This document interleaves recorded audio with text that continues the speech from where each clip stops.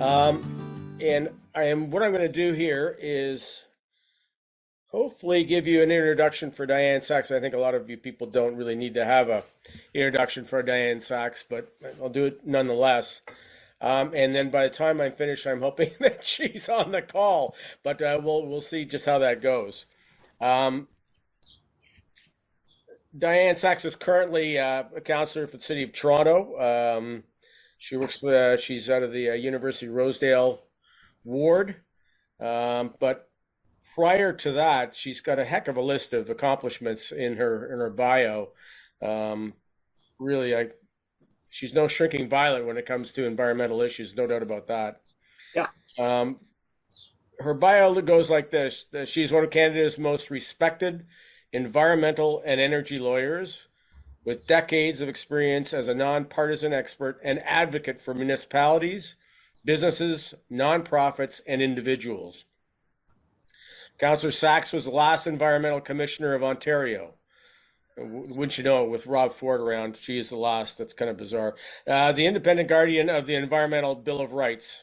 In 2019, she delivered 17 acclaimed reports to the legislature on energy, environment, and climate. Doug Ford abolished her office shortly thereafter. Interesting coincidence. Councillor Saxe is a climate champion who walks the talk. She bikes and uses the TTC for her means of transportation around the city. And she has been a vegetarian for 50 years. Councillor Saxe holds a PhD in law and environmental studies honors, a Law Society Medal for exemplary leadership in environmental law, a Clean 50 Award, an Osgoode Hall Law Alumni Gold Key for Lifetime Achievement, and a Global Competent Board designation. At the University of Toronto, she is a Senior Fellow of Massey College and Adjunct Faculty of the School of the Environment. From November 2020 through to August 2022, Councillor Saxe served as Deputy Leader of the Green Party of Ontario and was principal author of its Roadmap to Net Zero. She also contributed to its mental health and housing policies. She sits at City Council as an independent councillor. Saxe is proud to serve Ward 11, University-Rosedale, where she has deep roots and wide networks. I don't know if that encompasses everything. If anybody would like to add to that, I'm sure I would welcome any further comments, but that's quite a list of accomplishments and ongoing work that this person is doing. It's quite remarkable, and it's nice to see. It's rather unfortunate that governments choose at their whim to ignore recommendations that she puts forward. But she's going to be talking to us tonight about transportation. I'm not sure if everybody has read our ex-mayor Miller's book, Solved, but in there he does deal with, that was one of the many aspects he deals with, is how cities around the world are dealing with climate change issues, and one of the ways of doing that is with a lot of different ways in the transportation sector. But transportation was one of those great issues when you think about our subway system, but subways around the world, New York, London, yada yada yada, goes on, even above grade type systems. I think it's rather disappointing to see our crosstown in such a bit of confusion at this time, because I was hoping I'd be using it by now. It is not. The Eglinton crosstown for me, about 3 blocks from my house. Fortunately, none of the construction is. You don't have to deal with that part of it. Does anybody want to add anything to Dianne Saxe's bio? That's fine. Sorry, I will just say I've known Dianne for many years, and she's incredibly smart and competent, and I'm very proud of her commitment to civic life. Yes, well noted. It's amazing. I feel a little bit honored. I too am a councillor, but in a much smaller municipality without nearly the issues that Toronto has to deal with. And even at our level, the issues are ridiculous at times and boggle the mind. becomes very hard for municipalities to deal with environmental issues when the province is often overriding them. Yes, absolutely. I know there are certain aspects to climate change that we are addressing. In the same way that Mr. Miller in Solve talks about municipalities sort of doing things without having to be concerned with upper tiers of government. It says a lot right there. Unfortunately, there's a lot more could be done, as you suggested. Well, I see her name. I don't see her. There she is. Diane, you're having a busy night, as always, I'm sure.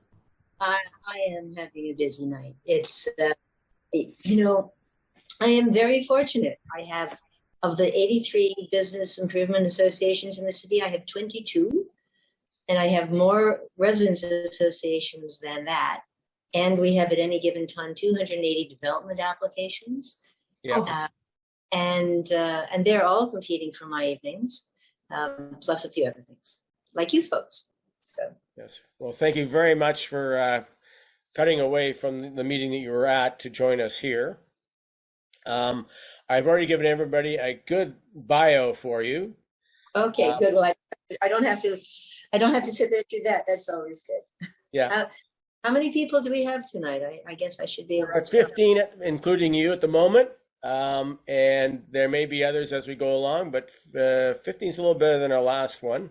We are recording, Diane. I hope that's all right, so that we can let other people see it later on, because I know there are a number of other conflicts ongoing, including the minister for our church, Leanne, who has a council meeting at the moment, though she is keeping us on her screen, I think.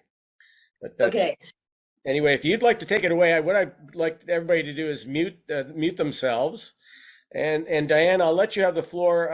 Do you need 45 minutes, or would you like longer? Oh, well. Or shorter, for that matter. Especially because we have a fairly small group. Yeah. What I'll do is,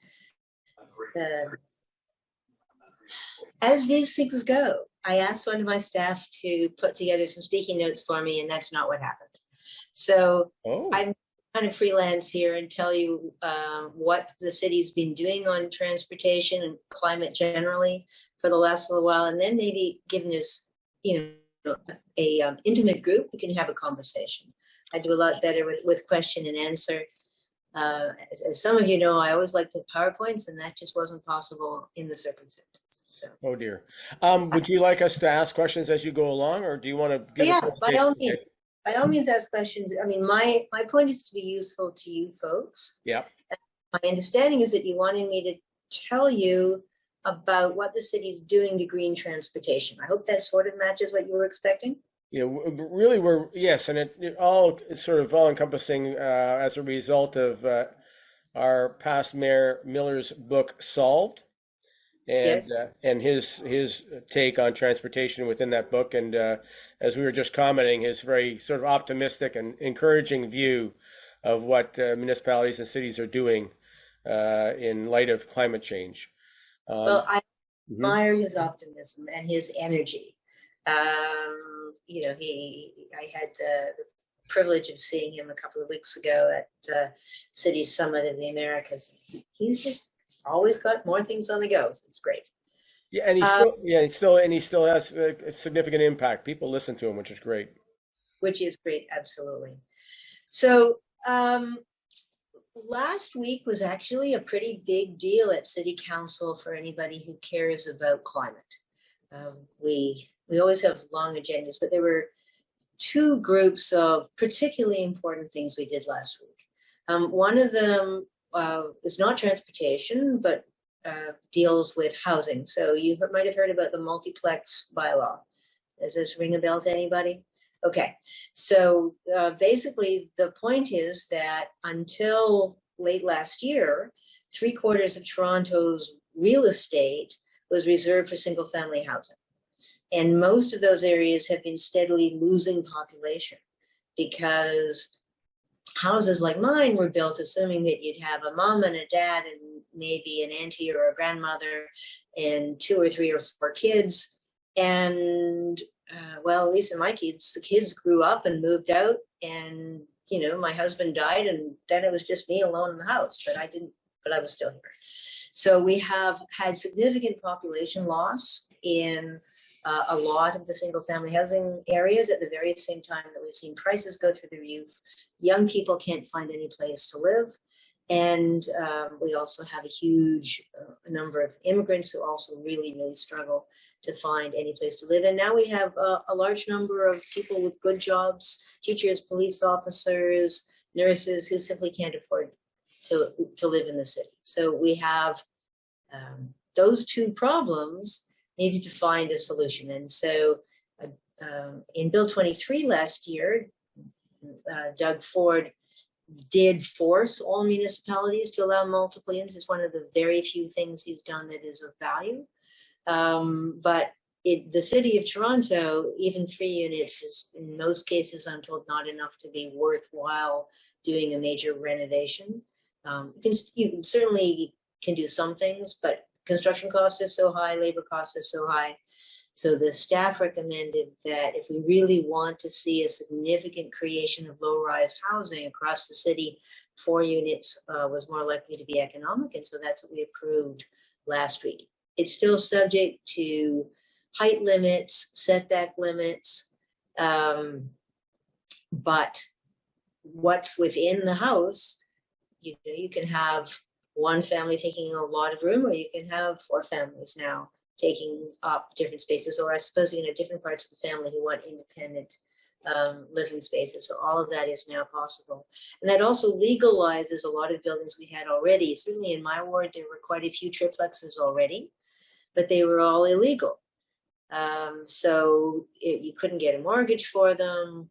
Now it's legal and building permits are being issued. So that's a big thing in terms of increasing the density of population without dramatically changing the cityscape in areas that already have infrastructure and generally are fairly close to jobs and services. So that will help reduce the long commutes. I think I've told your group before, or at least I told the church, some of the people at the church before, Toronto, GTA, we have the worst congestion, the worst commutes in North America, worse than Los Angeles, worse than New York City, because of half a century of building sprawl. And when we significantly increase the density within the city of transit-served areas, then that reduces the amount of time people have to spend commuting. And it also significantly reduces the overall cost of living for most people. You can buy a house cheaply out in Uxbridge, but then you're spending many hours a day and a lot of money commuting back and forth, much cheaper if you don't have to do that. Second thing we did last week, which is going to have really big long-term consequences, is we adopted into law a carbon budget structure. So we already have a structure that we have to have a financial budget. We have a lot of procedures about the financial budget. And it's transparent. We have to tell the people of Toronto how much we're spending and on what, and how much we're raising and from what. And we have to show what the consequences are on the city, and things like our roads falling apart because we're not repairing things. But we haven't had anything like that on climate. We've had a whole bunch of hand waving. We had the climate emergency declaration. We had Transform TO, which mostly set far off targets, with, again, a whole batch of hand waving. And then 2 years ago, we had the net zero action plan to say, yes, we really do have to be to net zero by 2040, which I absolutely accept. But again, an awful lot of hand waving as to how we were going to get there. Well, now for the first time, and I think we're the only city in North America to have this, we now have a legal structure that every year the city has to make a carbon budget that is tied to achieving our net zero goals and show you how much we've done, what we expect to happen from what we have done already, and what the gap is. That we can't make council do the right thing. We don't have the legal power to force a future council to do this or that, but at least we have the power to make it obvious when they're doing the wrong thing. And then we're hoping that you folks will speak up and call us to account and push us to do what we know we need to do for the sake of today's young people. But I mean, even all of us aren't going to die on time anymore. So we have to do these things. So having a legal structure in the municipal code that's going to start biting early next year, just when we have the most difficult financial budget we've ever had, I think is really going to tell, and is going to force different conversations that we need to have. Some other pieces that go with that, we did the first really detailed report on Transform TO. What is the city actually doing? Now, it's still a bit of hand waving. There is, all they say about each item is it's in progress, which is great, but doesn't tell you is that 1% or 50% or 90%. So they've promised that next year will be more quantitative and give more detail. But even so, this for the first time is we had a list of all the different actions. Sorry, hang on a second. That the city has pledged to take in one place. So for those of you who want some extra reading or can't sleep at night, do you know how to get the council materials? Do you know about the Toronto meeting material information system? Not seeing anybody nodding their heads. No. So, okay. If you want to know what's happening at City Hall, which you may or may not want to do, it is the indispensable resource. So it's called the Toronto Meeting Materials Information System, TMMIS. And if you Google it, you'll get to a website, and it lists every meeting of council, of the committees reporting to council, of the community councils, of the key agency boards and commissions. And if you go, for example, to last week, and you scroll down or you search for Transform TO or climate, you'll get to each item. And then in each item, we have the actual staff report, which has lots and lots and lots and lots of details. And if you want to see it, there's also presentations and additional information of all kinds. So more than you probably want. But if you did want to see, for example, what are we doing about electric buses, or what are we doing about rapid TO? I mean, you can go and see all of those things there, and you get the same information that we get. Could you please repeat the website for that information? Toronto Meeting Material. The whole name. Toronto Meeting Material Information System. TMMIS, Toronto Meeting Material Information System. And if you have any trouble, just get in touch with the office, because we go to it. I mean, I go to it many times a day. Thank you. And it's really useful. I mean, it's amazing what is happening. It's one of the extraordinary differences, as you folks know, I spent most of my life at the provincial government level. And most of what happens provincially is secret. The provincial government, the municipal government, almost everything's public. The briefing notes are public. I'm sure the mayor's office gets secret things that we don't see, but what council gets is by and large all laid out in excruciating detail. So, the staff appear and speak about it in public. We ask them questions about it in public. So there's much more information available about what's happening municipally than there is at any other level of government. I was going to say that I think that new bylaw that you mentioned for opening up, what's happening would be good to have at our provincial level. Oh, isn't that the truth? Yes. Well, I think our chances of that are probably about as good as Mr. Ford finally realizing that actually, the world is on fire. We really ought to do something and not just give money to his developer buddies, but I'm not holding my breath. In terms of transportation, so I did get a number of questions specifically about transportation. Do you want me to try to just rattle off what I remember being asked, or do you want to ask me as we go? No, that'd be great to start. Sure. Okay, so let's start with walking.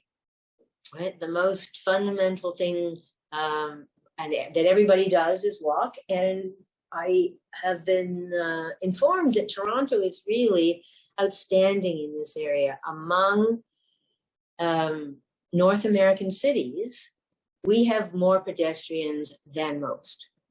So that's great. But it also means that we have a lot more conflict over our sidewalk space. So, and we are recovering from, or starting to recover from, half a century when all that mattered were cars. So Avenue Road is a perfectly good example.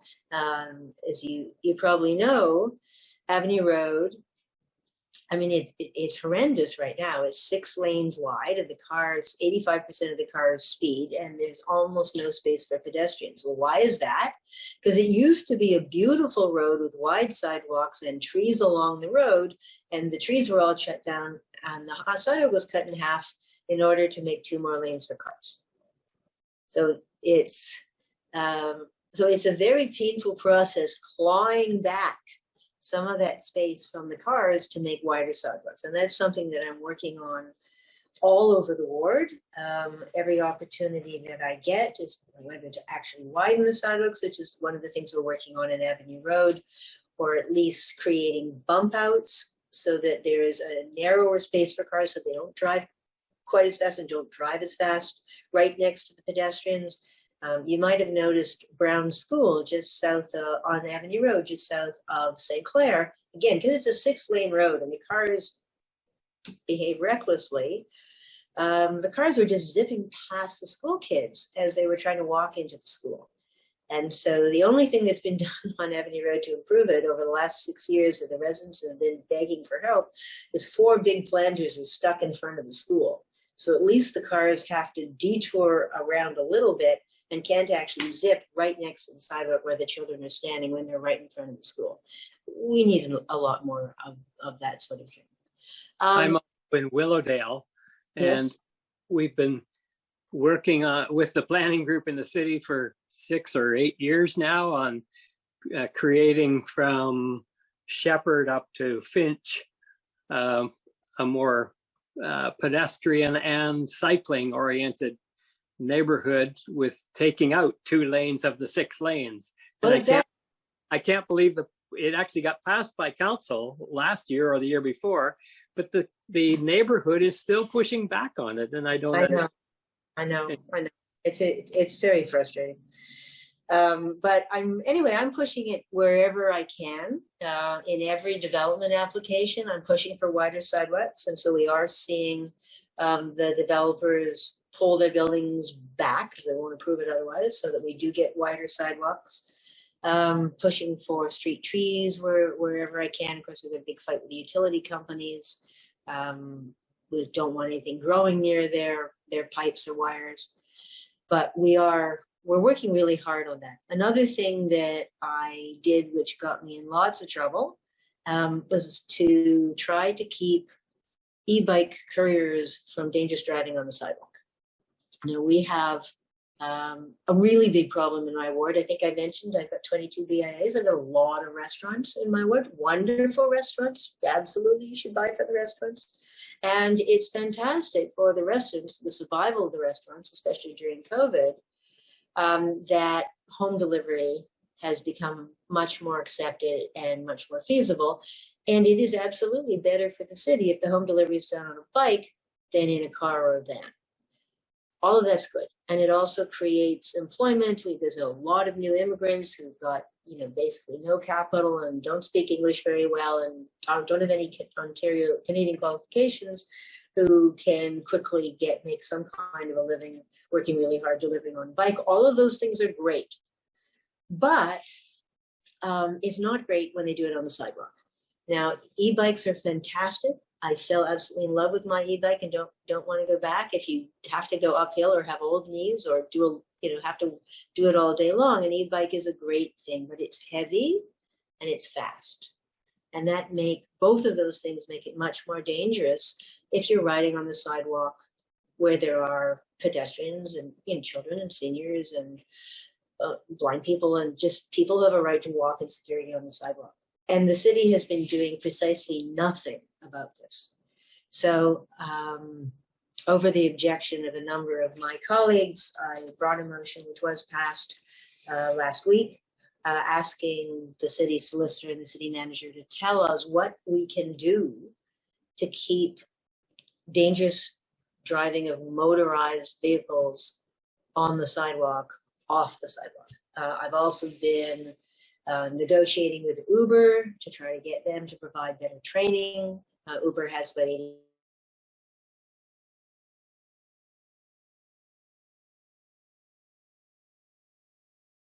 their members understand that they're not allowed on the sidewalk. This has been illegal for 50 years, but it's just been turned a blind eye. During COVID, there weren't as many people, I guess, on the sidewalk part of the time. Anyway, it's now become intolerable. I'm trying to do something about it. We're also doing some work on intersection redesign to try to make it safer for pedestrians. So, for example, the intersection of St. George and Bloor is going to be redone.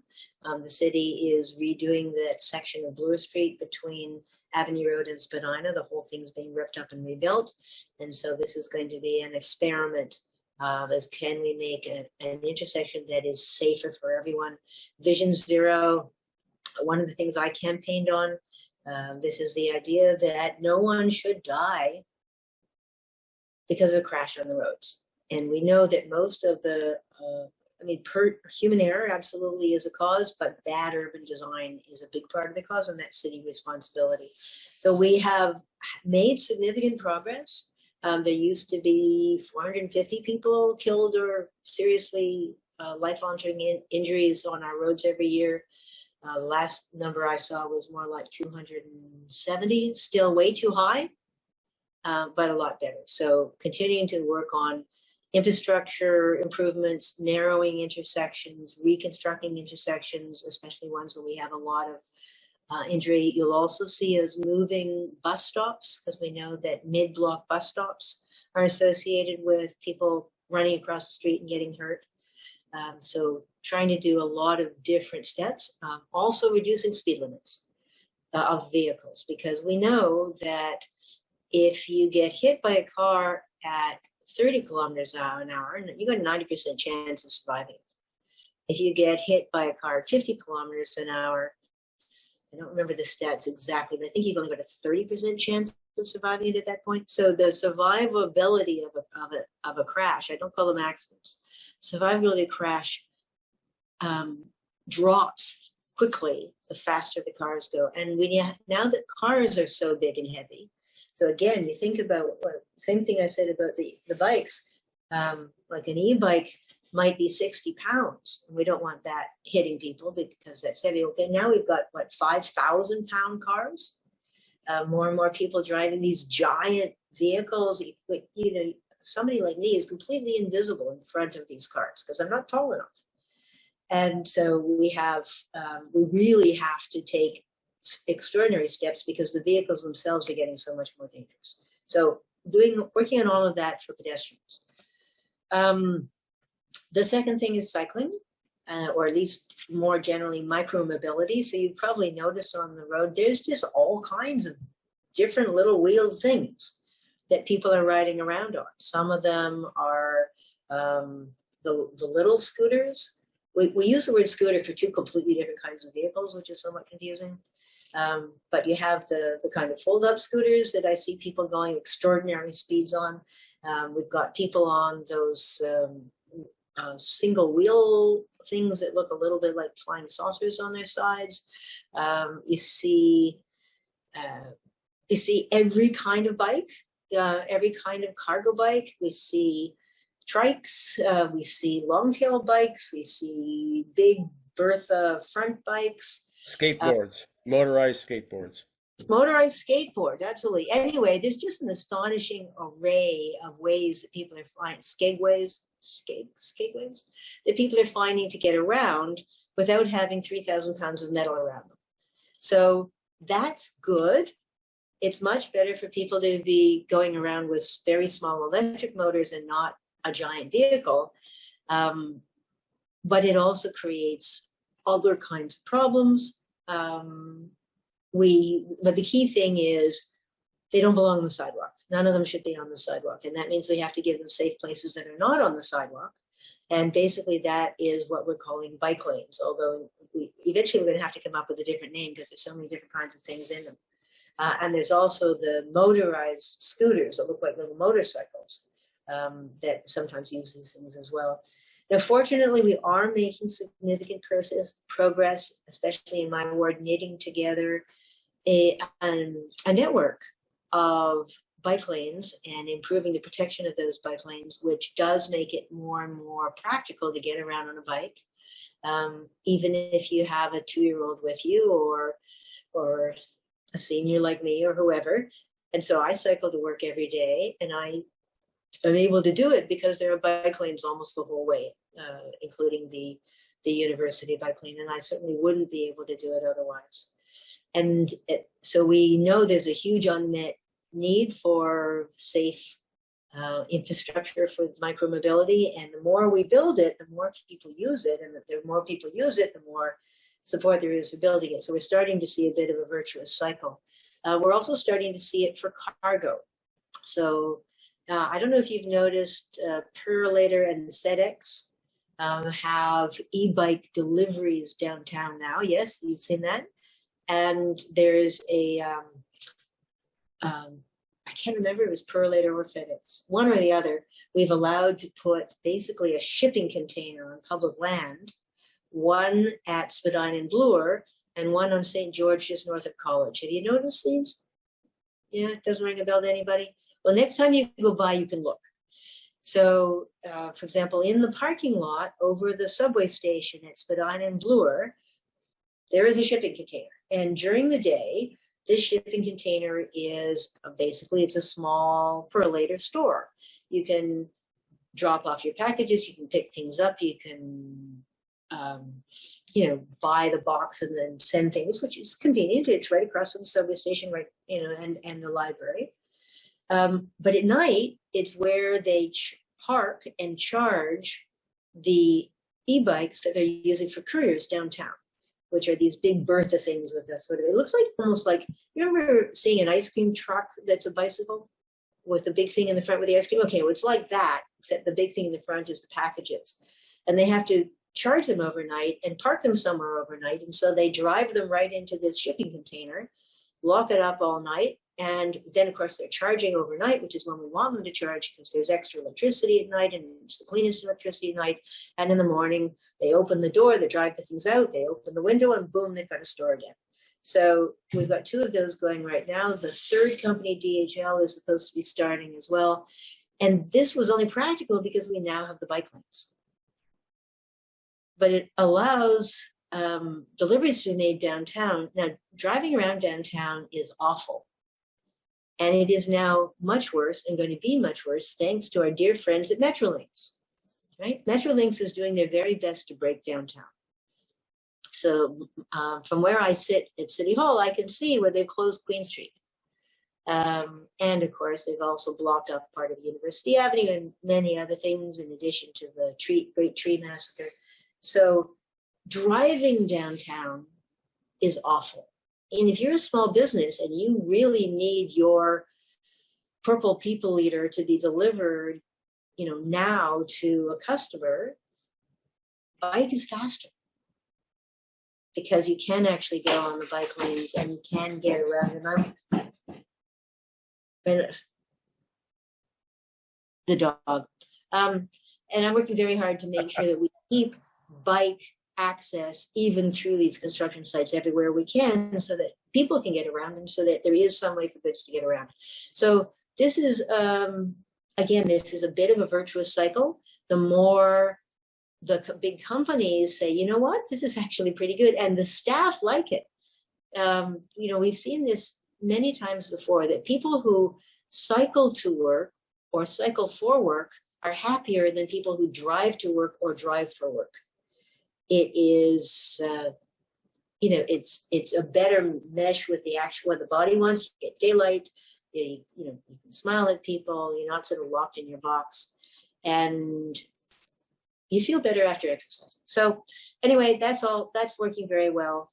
I'd like to have more. In the meantime, we are seeing The dog is stuck. Hang on a second. Oh dear.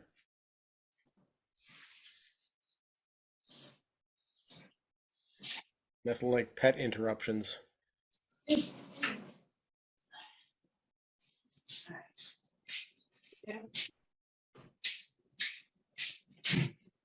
Oh, what a cutie. Oh, yes. This? Okay. Anyway, there you go. Proof there was an actual culprit.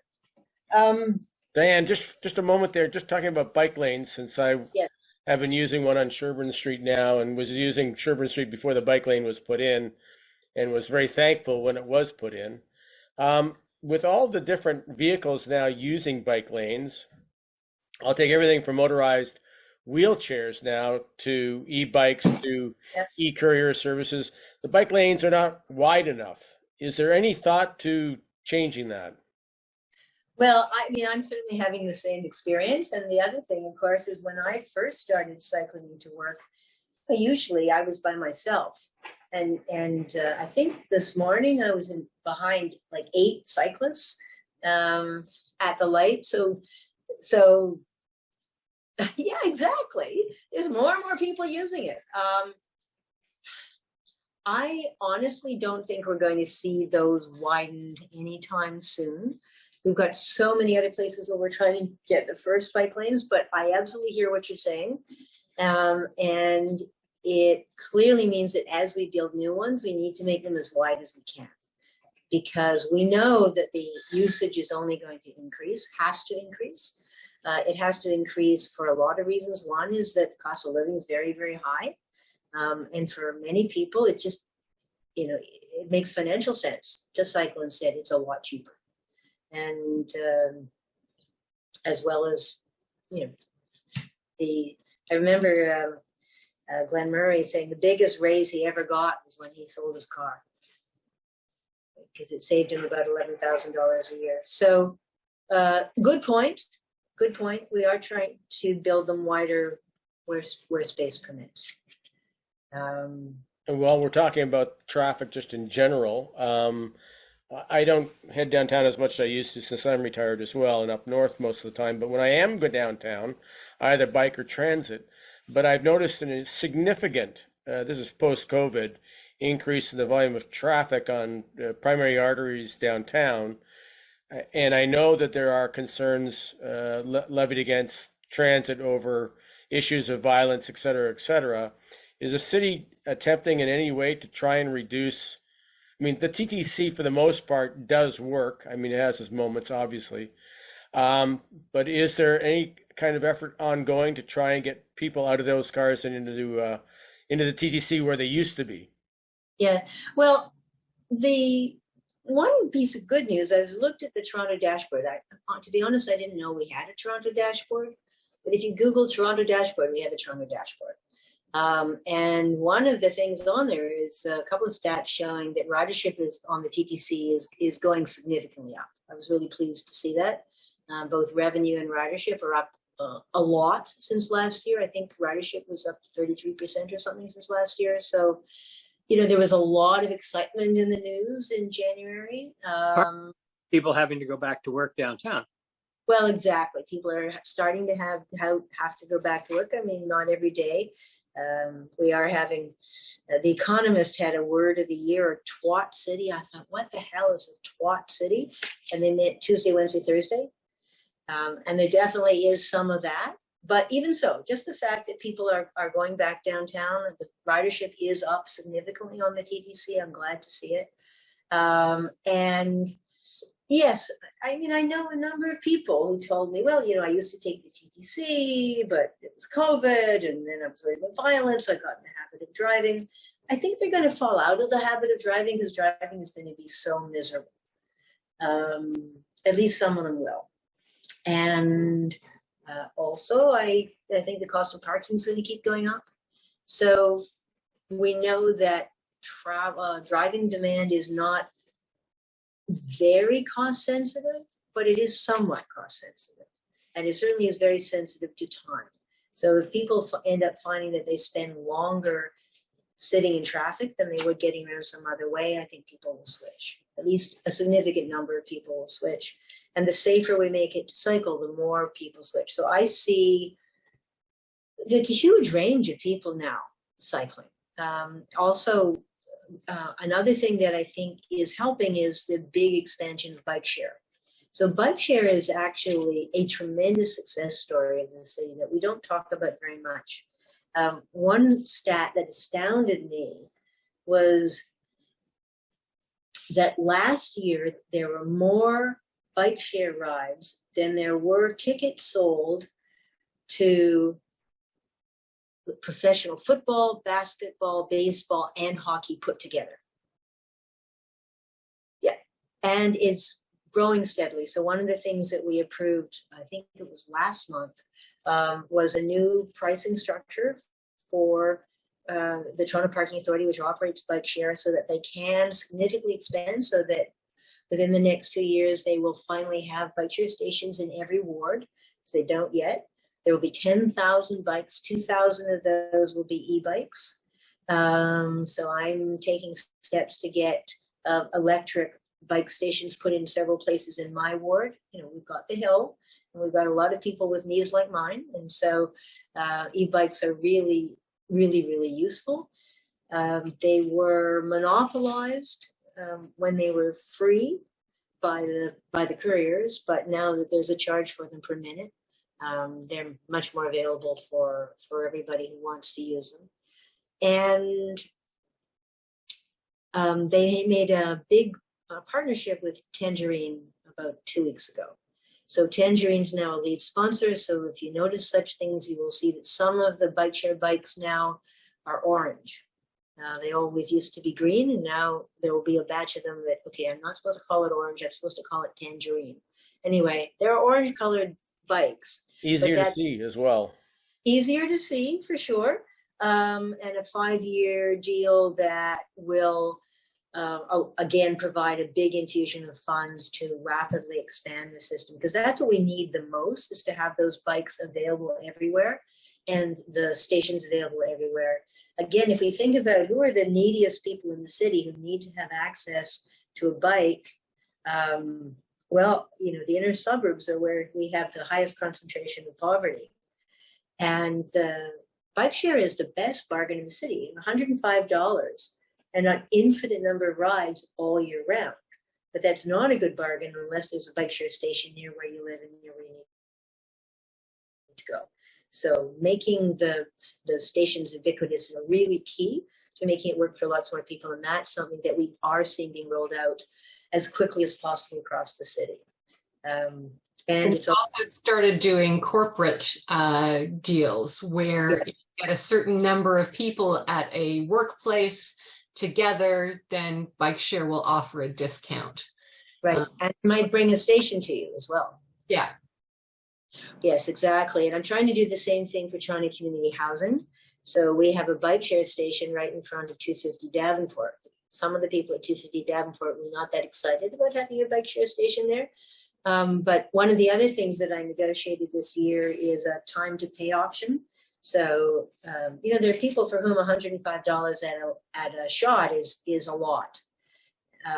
So that anyone who wants to can now pay for their bike share membership in three monthly installments, which should make it more accessible. And so we're doing an active outreach throughout the building to say to people, listen, this is a really good deal. You can use it all year round. They're parked right in front of the building, infinite number of rides. This is how you can sign up. This is what it costs. And we're hoping to see you know, a number of people in the building sign up because it's a really inexpensive way of getting around. It was one of the things I think I can't remember I mentioned. I went to Denver as the mayor's delegate for the City Summit of the Americas. And one of the things they've done there that's worked really well, because they have a climate sales tax and they've been using it for programs. And one of them is to make bikes available for their lowest income people, so that they have a cheap way of getting around the city. And so putting things like a bike share station right at the transitional housing has been critical in allowing them to get to school and get to work and basically have more freedom at a much lower cost. So bike share is a big deal, and we're doing a good job on it, and it's getting a lot better fast and mostly under the radar, but it's something I'm very, very proud of. And it's more important to the city than e-vehicle charging, although we are also working on it. So somebody wants to ask me about e-vehicle charging, I assume? Yes? Anybody want to know about it? Okay. So there are several different ways that charging can be provided for vehicles. And we have different systems for it. First of all, there are private companies in the business of providing charging, like ChargePoint, and they are building out their networks as they see fit. And then there's an app, and you find out where it is, and you can go wherever. I don't remember if it's ChargePoint anymore. There's also was a system signing up individual homeowners if you have your own charger and you don't use it all the time, like mine is sitting there and not being used most of the time. You can allow somebody else to use, you can have an app and allow somebody else to come and charge at your house, and you get a small payment for that. I don't know how fast that's going, but anyway, there are some of those private sector things that are definitely happening. In terms of public charging, this was turned over to the Toronto Parking Authority, and they have started to roll out public chargers. So there were, I think, almost none a year ago. There were 100 and some as of the beginning of January. And there are going to be, I'm getting sloppy on the numbers here. There are going to be 800 public charging points across the city over the next few years. Now, they're not always going to be in the most convenient locations, but at least they are being rolled out, and a lot of them are being rolled out in the Green Peak parking lots. So the idea behind the design, it doesn't make financial sense to put public charging on just residential streets. If somebody drives up and parks all night next to your charger and pays for 2 hours of electricity, I mean, you can never even pay the operating costs. But if you, in the Green P lots are set up mostly to support businesses. And we do want to support businesses downtown. So the idea is that you would go park in your parking lot and go do your shopping or get your hair done or go to a restaurant or do something that will take you a while. And while you are doing your thing, your car will charge. So that's where they're putting most of the public charging. Multi-unit residential. So for new multi-unit residential, you know, we have the Toronto Green Standards. Is this, everybody's familiar with this? This is, again, something that we really can be very proud of. It's a good system, and is in fact attracting a lot of interest to Toronto because we are forcing developers to get better. And one of the things we're pushing them on is more charging if they have parking. So, you know, we eliminated parking minimums last year. So we're starting to see more and more developments with little or no parking underneath, which is great from a carbon footprint point of view of the building, and also great in terms of reducing the carbon footprint of the people who are going to live in the building. And I am taking steps to not just let them offload that parking. So they can't then get permit parking. If they buy a unit in a building that has no parking, they're not going to get parking. So they have to have a life or pay for private parking somewhere else. So that's really interesting to me that we're seeing so many buildings with no parking, but those that do have parking, increasingly they have to at least make it EV ready, and I'm pushing to have more of them with EV connections already when they begin. As we know, the expectation is that there's going to be a very high percentage of vehicles electric over the next decade, and so there's going to be a demand for charging. The one group that we don't have an answer for, and existing multi-unit residential buildings, there are more and more options for them. So, for example, there's a company called Switch, which is based in Western Toronto, down near the lake. I went to see that they have software now to allow a multi-unit residential to basically share the power. You don't want to have 10 cars charging at once, because then your capacity cost will go way up. It's hard on the electrical utility and very expensive for the building. So it's important to have software control so that basically you trickle charge each car, or you charge them in order, so that you manage the charge within the envelope so you don't blow your capacity limit. And that's now available. So that's making it cheaper and easier for multi-unit residential to put in the charging that a lot of them their residents are asking for. For people who have a driveway of their own, no problem. They can put in their own private charging. For about 5% of Toronto homes don't have a driveway or a garage or anywhere where they can put in private charging. They're sometimes called garage orphans. And I get pleading requests from these folks, particularly because we don't allow front yard parking pads to be built anymore. There's a lot of good reasons for that. Front yard parking pads are bad for sidewalk safety. They're bad for groundwater. They're bad for trees. They're bad for runoff. They're bad for heat island effect. And people say, oh, yes, but I'm going to buy an electric car. Well, it's still not okay.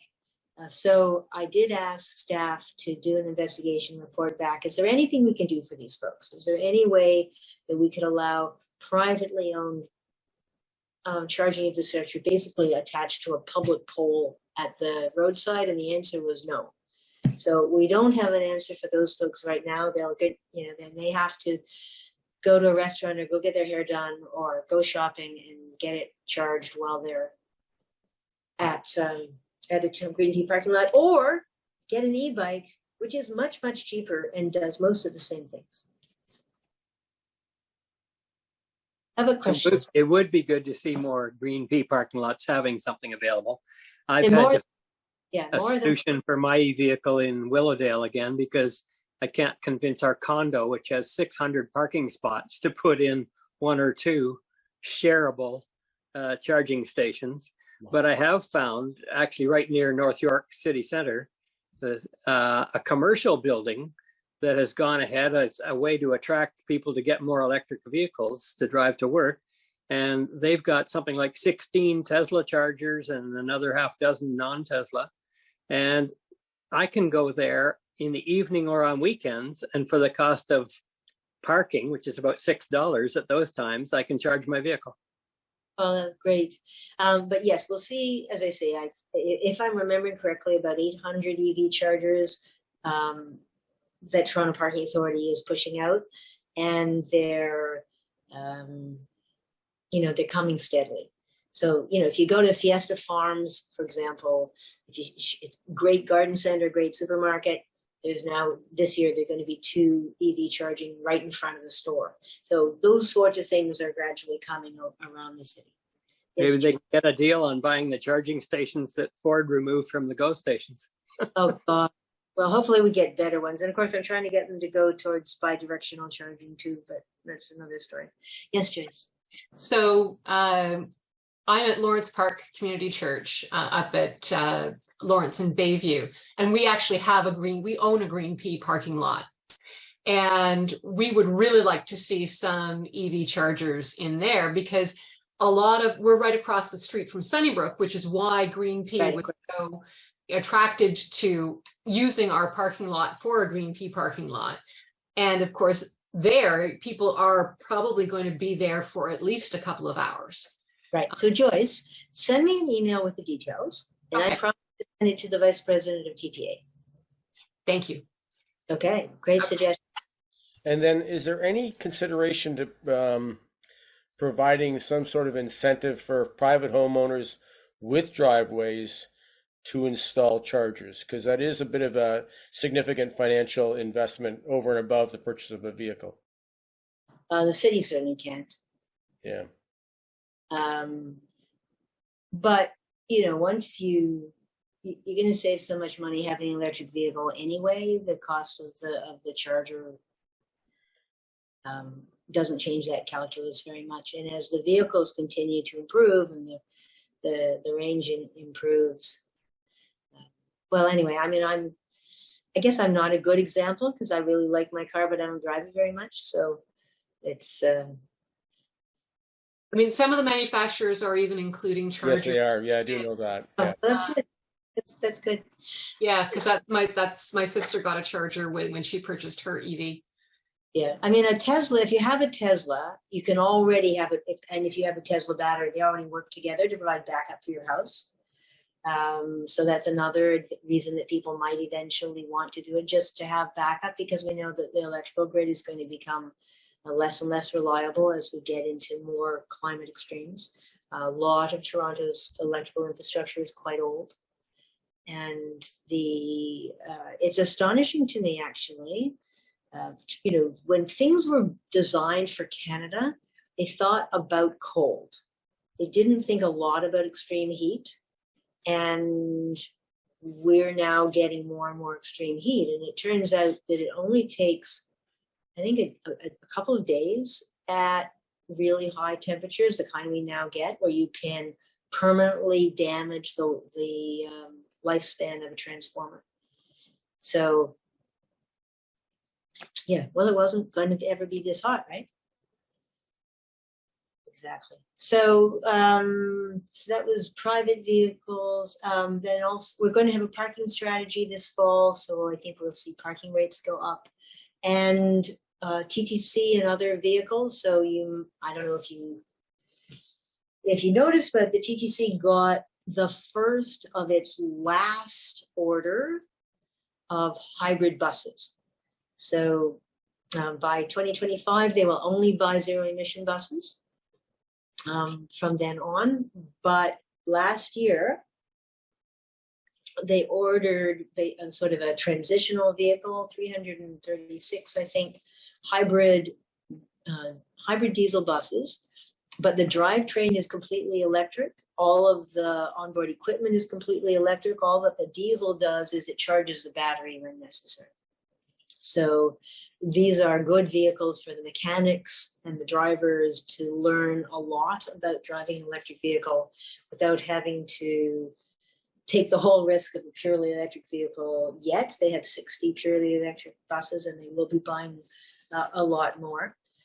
But and they're expecting to save, I think, $6 million on diesel costs by having these hybrids.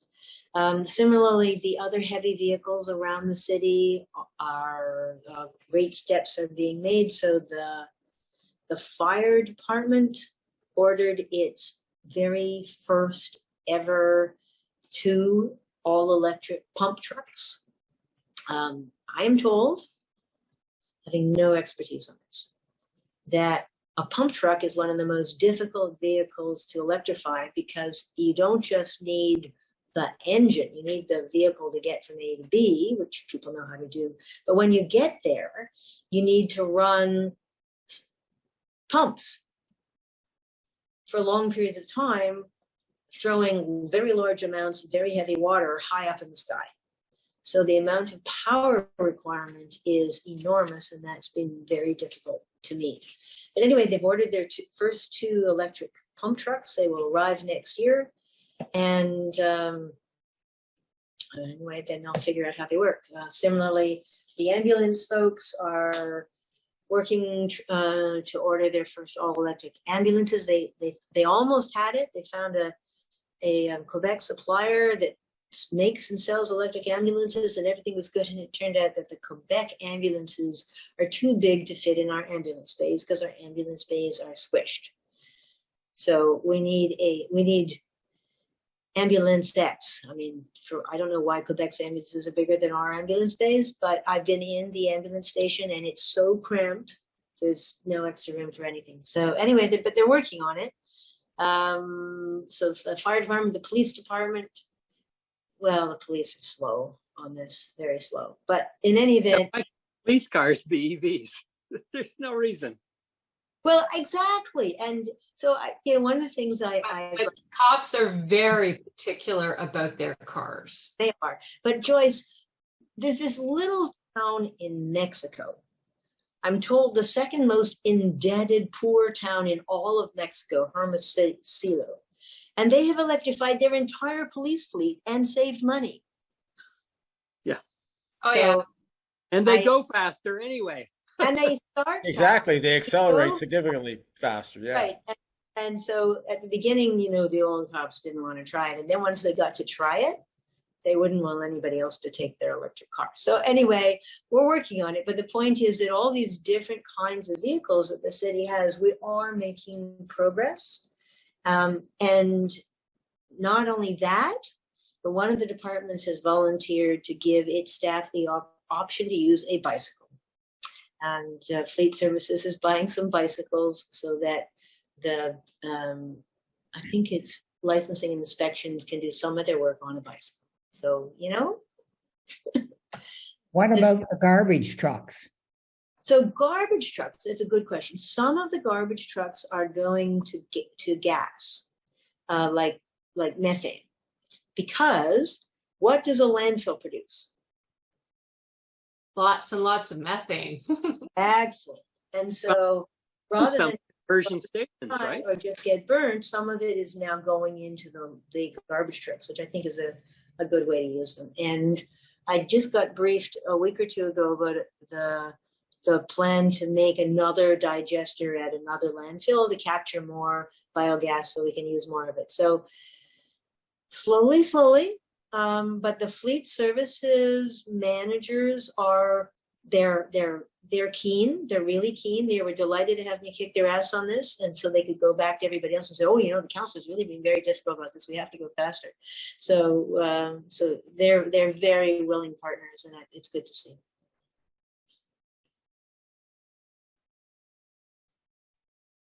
Do you have any ideas for solving some of the transportation issues in smaller municipalities, such as where Stephen is? We need electric boats. Yeah. Well, you certainly have a beautiful picture at the back. And there are, of course, electric boats. Yes. That don't dump gasoline and oil and filth into the water. Well, there's a number of things that are, there are different kinds of experiments that are working out. So I'm not going to remember the name of the company, but on my podcast, Green Economy Heroes, I did interview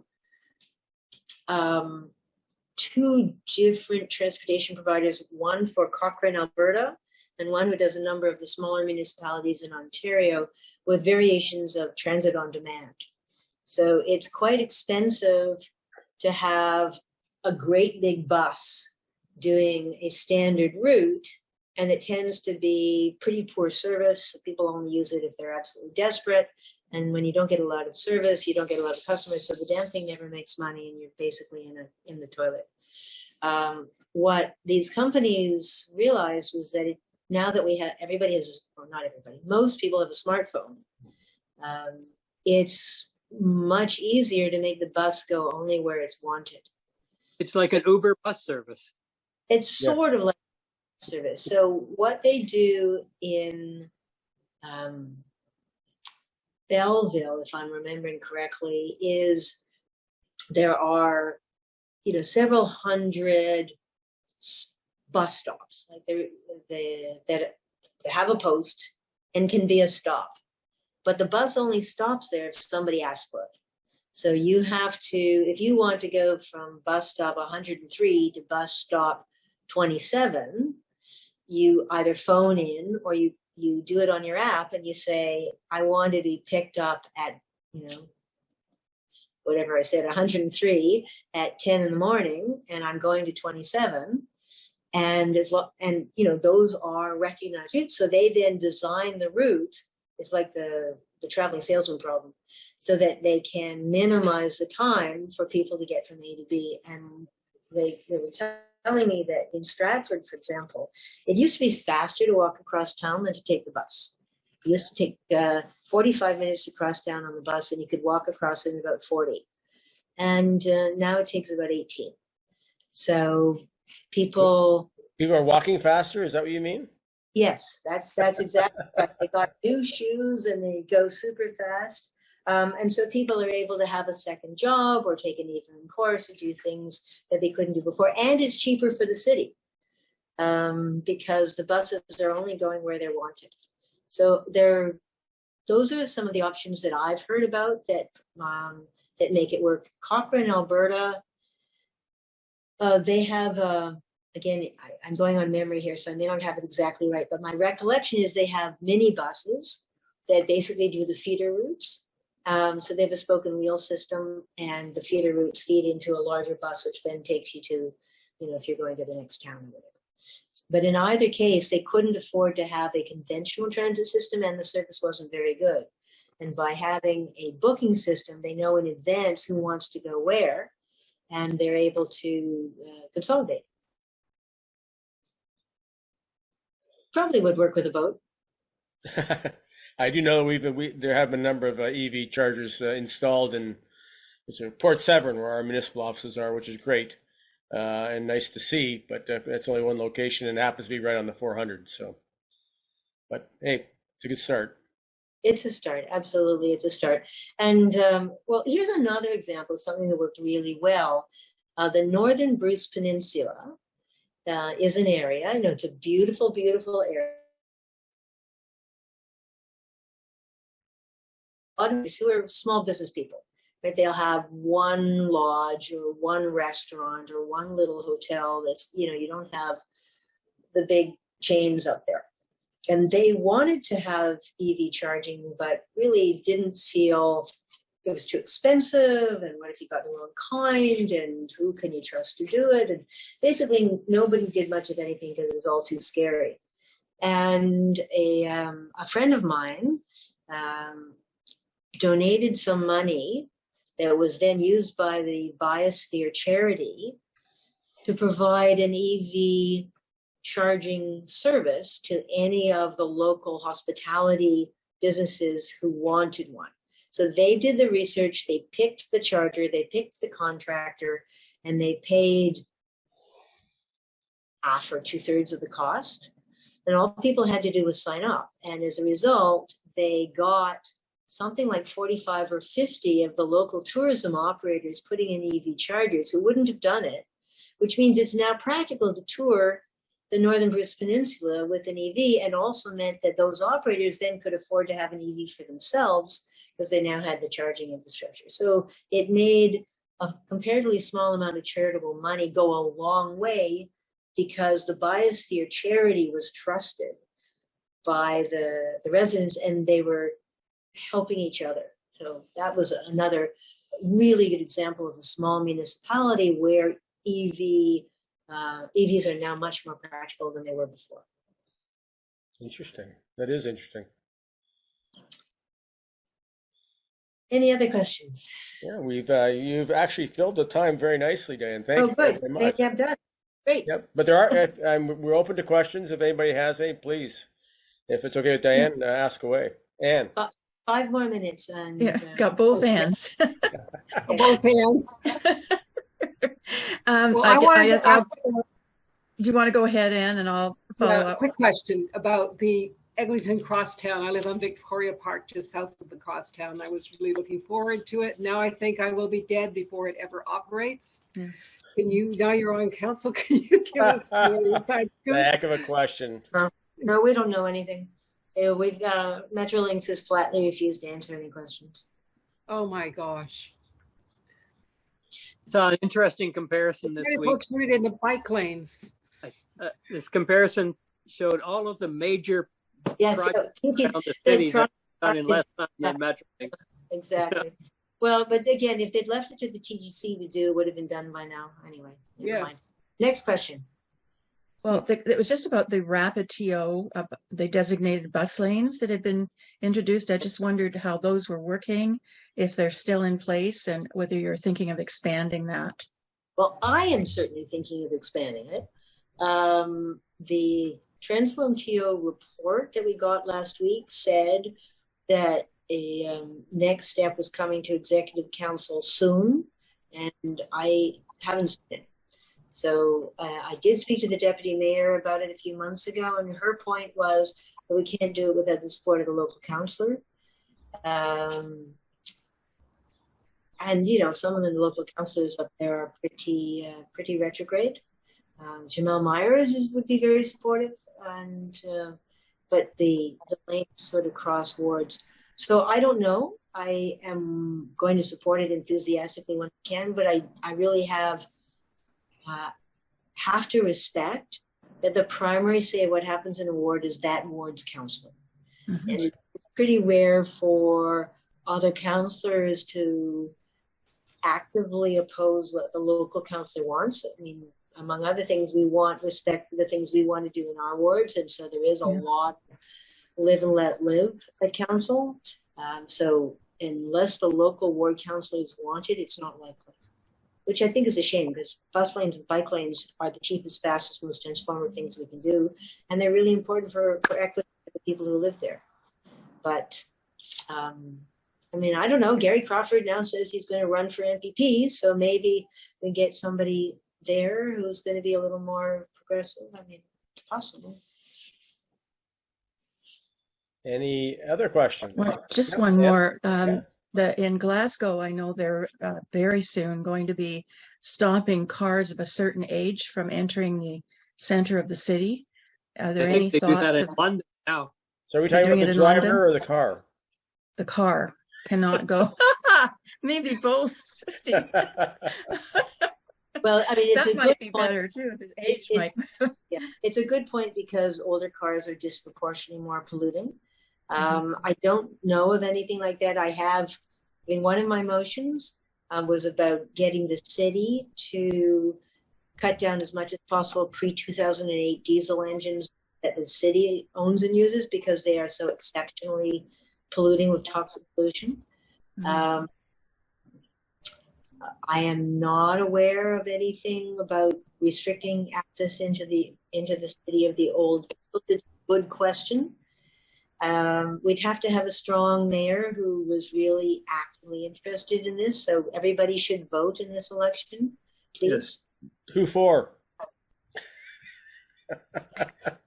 Mm. I, at least for now, am maintaining official neutrality. I Okay. have, as a new councillor of a ward with very strongly divided opinions, and I only won by 123 votes, so I have a lot to lose and not much to gain by picking sides. Quite understandable. Okay, one more question. Well, it looks like we're done, and that worked out very well. Dianne, thank you so much for Yeah. being able to be available to us. And I thought the presentation was great. It's nice to know what's going on, what the updates are, and it is encouraging in many different ways. Yeah, there's more good things happening than are always obvious. Yeah. Well, thanks very much, everybody. Good to Thank see you, you, Dianne. everybody, Everybody. Thank you. Thank you. and bye for now. Bye.